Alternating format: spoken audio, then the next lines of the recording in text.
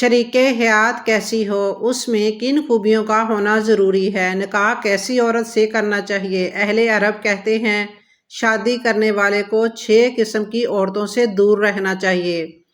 نبی کریم صلی اللہ علیہ وآلہ وسلم نے فرمایا کہ کھجور کی پرانی چٹائی جو گھر کے کسی کونے میں پڑی ہوئی ہو اس عورت سے بہتر ہے جو بسم اللہ الرحمن الرحیم۔ حضرت ابو سعید خدری اور حضرت عبداللہ بن عباس رضی اللہ تعالیٰ عنہ سے روایت ہے کہ رسول اللہ صلی اللہ علیہ وآلہ وسلم نے ارشاد فرمایا، جس کو اللہ تعالیٰ اولاد دے اسے چاہیے کہ اس کا اچھا نام رکھے اور اس کو اچھی تربیت دے اور سلیقہ سکھائے، پھر جب وہ سن بلوغت کو پہنچے تو اس کے نکاح کا بندوبست کرے۔ اگر اس نے اس میں کوتاہی کی اور اس کی شادی کا بندوبست نہیں کیا اور وہ اس وجہ سے حرام میں مبتلا ہو گیا تو اس کا باپ اس گناہ کا ذمہ دار ہوگا۔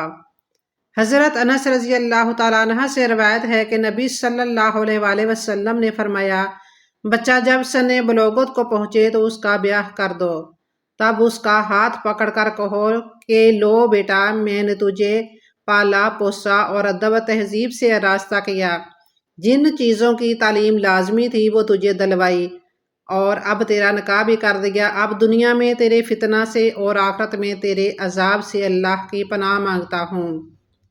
ان احادیث میں اولاد کے شادی کے قابل ہو جانے پر ان کے نکاح اور شادی کے بندوبست کو بھی باپ کا فریضہ قرار دیا گیا ہے۔ وہ وقت گزر گئے جب والدین اپنی مرضی سے جہاں چاہا اور جس جگہ مناسب سمجھا وہاں لڑکے کی شادی کر دی۔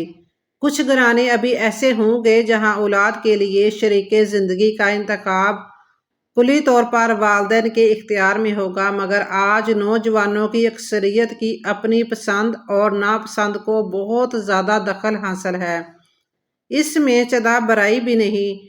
شریک حیات کا اگر صحیح چناؤ ہو جائے تو زندگی بڑے آرام سے گزرے گی، اور اگر اس معاملہ میں غلطی ہو گئی تو یہی زندگی عذاب ہوگی۔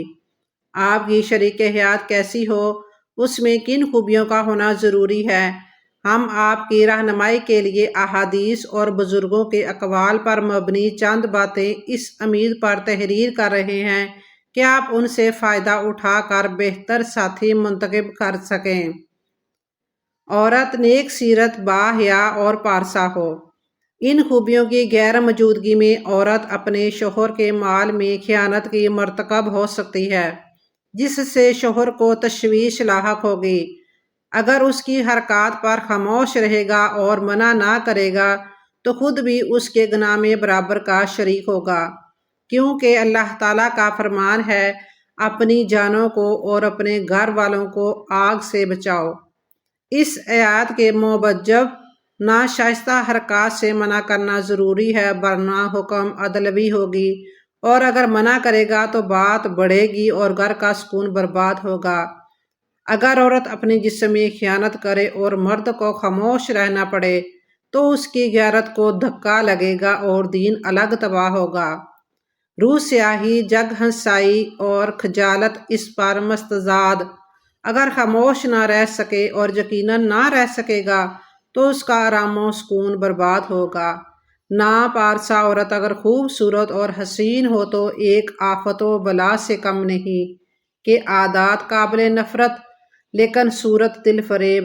اگر کوئی شخص ایسی صورتحال سے دو چار ہو تو اس کے لیے بہتر یہی ہے کہ اس دل فریب فتنے سے جان چھڑا لے، طلاق دے کر اسے من مانی کرنے کے لیے آزاد چھوڑ دے اور خود اس کے افعال سے بری الزمہ ہو جائے۔ لیکن اگر اس پر دل و جان سے فریضہ ہو چکا ہے تو مجبوری ہے، کیونکہ اس صورت میں اگر طلاق دے گا تو اس کے بعد خود بھی فساد میں مبتلا ہو جائے گا۔ حدیث شریف میں ہے کہ جو شخص کسی عورت کے ساتھ محض اس کے حسن و جمال یا مال و دولت کی غرض سے نکاح کرنا چاہتا ہے وہ بالآخر ان ہر دو سے محروم رہتا ہے، اور جو دین کی مطابقت کی نیت سے نکاح کرتا ہے اسے مال و جمال دونوں حاصل ہوتے ہیں۔ نیز ارشاد فرمایا کہ عورت سے اس کی خوبصورتی کی وجہ سے مت نکاح کرو، شاید اس کی خوبصورتی اس کو تباہ کر دے، اور نہ مال کے لحاظ سے اس کے ساتھ نکاح کرنا چاہیے، شاید اس کا مال اس کو سرکش کر دے، بلکہ عورت سے نکاح اس کی دیانت اور پارسائی کے لحاظ سے کرنا چاہیے، وہ دین کی مددگار ثابت ہوگی۔ سوال پیدا ہوتا ہے کہ جن کے ہاں رشتہ ہو رہا ہے وہ لوگ آپ کے لیے اجنبی ہیں، تو یہ کیوں کر معلوم ہوگا کہ لڑکی باحیا اور پارسا ہے؟ اس کا حسب و نسب تو معلوم ہو سکتا ہے۔ اگر لڑکی کا تعلق ایسے خاندان سے ہے جس میں دیانت، پاکیزگی اور نیک بختی پائی جاتی ہے، تو غالباً یہ صفات اس لڑکی میں بھی ہوں گی۔ اچھے حسب و نسب کی حامل لڑکی اپنی اولاد کی تعلیم و تربیت بھی اچھے طریقے سے کرتی ہے۔ اگر وہ خود مؤدب نہیں ہوگی تو نہ اس کے شوہر کے ساتھ تعلقات خوشگوار ہوں گے اور نہ ہی اس سے اولاد کی صحیح تربیت اور تادیب بن پڑے گی۔ اسی وجہ سے ان حضرت صلی اللہ علیہ وآلہ وسلم نے فرمایا، ایکم و خضر الدمن۔ لوگوں نے عرض کی، خضرہ دمن کیا ہے؟ آپ صلی اللہ علیہ وآلہ وسلم نے فرمایا، خوبصورت عورت جو بری جگہ پیدا ہوئی ہو۔ نیز فرمایا کہ اپنی اولاد کے حصول کے لیے اچھی عورتیں پسند کرو، کیونکہ رگ قرابت اصول کے اخلاق کو اولاد میں کھینچ لاتی ہے۔ خوش خلق ہو، جو شخص فارغ البال رہنے کا طالب اور دین پر مدد کا خواہاں ہو، اس کے لیے خوش خلق عورت کا ہونا بڑی غنیمت ہے۔ بدخو عورت ناشکر گزار اور زبان دراز ہوتی ہے اور بے جہا تحکم کی عادی بھی۔ ایسی عورت دنیاوی عیش و سکون کو تباہ کرنے کے علاوہ دین کی خرابی کا باعث بھی ہوتی ہیں۔ حضرت علی رضی اللہ تعالیٰ عنہ نے فرمایا کہ جو عادتیں مردوں میں بری ہیں وہ عورتوں میں اچھی ہوتی ہیں، اور وہ بخل، تکبر اور بزدلی ہے۔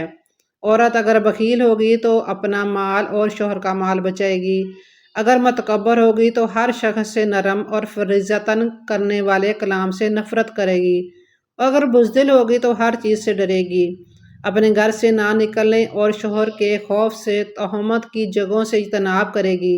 یہ حکایتیں اس بات کی طرف اشارہ کرتی ہیں کہ نکاح میں کون سے اخلاق مطلوب ہوتے ہیں۔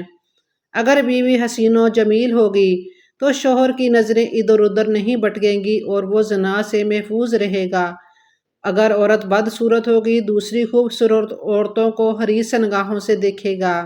انسان کی سرشت میں ہے کہ خوبصورتی سے متاثر ہوتا ہے اور بدصورتی سے کراہت کرتا ہے۔ ایک وجہ یہ بھی ہے کہ صورت سیرت کا اچھا ہونا لازم و ملزوم ہے۔ جس کی صورت اچھی ہوگی غالباً سیرت بھی اچھی ہوگی۔ ہم نے عورت کی اولین خوبی کے تحت لکھا ہے کہ عورت سے نکاح اس کی خوبصورتی کی وجہ سے نہیں بلکہ اس کی پارسائی کی وجہ سے کرنا چاہیے۔ اس کا یہ مطلب نہیں کہ خوبصورتی کا لحاظ بالکل ممنوع ہے، بلکہ یہ غرض ہے کہ اگر عورت پارسا نہیں تو صرف اس کی خوبصورتی پر فریضتاً ہو کر نکاح نہ کرنا چاہیے۔ خوبصورت ہونا نکاح کی ترغیب ضرور دیتا ہے مگر دین کے امر میں کمزور کر دیتا ہے۔ شریعت بھی اس امر کی خواہاں ہے کہ میاں بیوی میں محبت، دل بستگی کا رشتہ استوار ہو۔ اسی وجہ سے نکاح سے قبل عورت کو دیکھ لینا مستحب ہے۔ نبی صلی اللہ علیہ وآلہ وسلم نے فرمایا کہ جس وقت اللہ تعالیٰ تم میں سے کسی کے دل میں عورت سے نکاح کرنے کا خیال ڈال دے تو چاہیے کہ اس کو دیکھ لے۔ سلف کے کچھ پرہیزگار ایسے تھے جو شریف زادیوں سے بھی نکاح سے قبل ان کو دیکھ لیا کرتے تھے تاکہ دھوکے سے محفوظ رہیں۔ ایک نظر دیکھ لینے سے سیرت اور پارسائی تو معلوم نہیں ہوتی، صرف ظاہری جمال ہی پہچانا جاتا ہے۔ اس سے معلوم ہوا کہ جمال کا لحاظ بھی شریعت کے عین مطابق ہے۔ نبی صلی اللہ علیہ وآلہ وسلم نے فرمایا کہ اچھی بیویاں وہ ہیں جن کی صورتیں اچھی ہوں اور مہر تھوڑے ہوں۔ حضرت عمر رضی اللہ تعالیٰ عنہ مہر کو زیادہ مقرر کرنے سے منع کرتے اور فرماتے کہ ان حضرت صلی اللہ علیہ وآلہ وسلم نے اپنا نکاح 400 درہم سے زیادہ مہر پر کیا اور نہ اپنی بیٹیوں کا نکاح اس مقدار سے زائد پر کیا۔ اگر مہر کے زیادہ کر دینے میں کچھ بزرگی ہوتی تو ان حضرت صلی اللہ علیہ وآلہ وسلم اس پر ضرور مبادرت فرماتے۔ حضرت عائشہ صدیقہ رضی اللہ تعالیٰ عنہ سے روایت ہے کہ نبی صلی اللہ علیہ وآلہ وسلم نے فرمایا، عورت کا مبارک ہونا یہ ہے کہ جلد نکاح ہو، جلد اولاد ہو اور مہر کم ہو۔ نکاح ایسی عورت سے کرنا چاہیے نبی صلی اللہ علیہ وآلہ وسلم نے فرمایا کہ کھجور کی پرانی چٹائی جو گھر کے کسی کونے میں پڑی ہوئی ہو اس عورت سے بہتر ہے جو بچے پیدا نہیں کر سکتی۔ اگر دوشیزہ ہو اور یہ نامعلوم ہو کہ اولاد ہوگی یا نہیں تو تندرست اور جوان ہونے کا لحاظ رکھنا چاہیے کہ اس میں یہ دونوں باتیں ہوں گی تو غالباً اس سے اولاد ہوگی۔ کمواری ہو، اگر نکاح دوشیزہ سے ہو تو اس سے لامحالہ محبت زیادہ ہوتی ہے، کیونکہ جو عورت پہلے کسی اور کے نکاح میں رہ چکی ہو وہ عموماً اسی پہلے خامد کے خیال میں کھوئی رہتی ہے اور دل سے اس کی آنکھیں اسی کی متلاشی رہتی ہیں۔ حضرت جابر رضی اللہ تعالیٰ عنہ نے ایک ایسی ہی عورت سے نکاح کر لیا تو حضور صلی اللہ علیہ وآلہ وسلم نے فرمایا کہ کیوں نہ کسی کنواری سے عقد باندھ لیا ہوتا کہ وہ تم سے کھیلتی اور تم اس سے کھیلتے۔ ایک شخص نے حضرت حسن بصری رحمۃ اللہ علیہ کی خدمت میں عرض کیا کہ چند لوگوں نے میری لڑکی کے لیے پیام نسب دیا ہے، میں اس کا نکاح کس سے کروں؟ آپ نے فرمایا کہ جو شخص ان میں سے اللہ تعالیٰ کا خوف رکھتا ہو اس سے شادی کرنا، اس لیے کہ اگر وہ تیری لڑکی کو چاہے گا تو اس کی خاطر مداورت کرے گا اور اگر ناپسند کرے گا تو اس پر ظلم نہ کرے گا۔ اہل عرب کہتے ہیں کہ شادی کرنے والے کو مذکورہ 6 قسم کی عورتوں سے دور رہنا چاہیے: ہر وقت شکوہ کرنے والی، پریشان رہنے والی، احسان جتلانے والی، لالچی، شوخ مجاز اور منہ پھٹ عورت سے بچنا چاہیے۔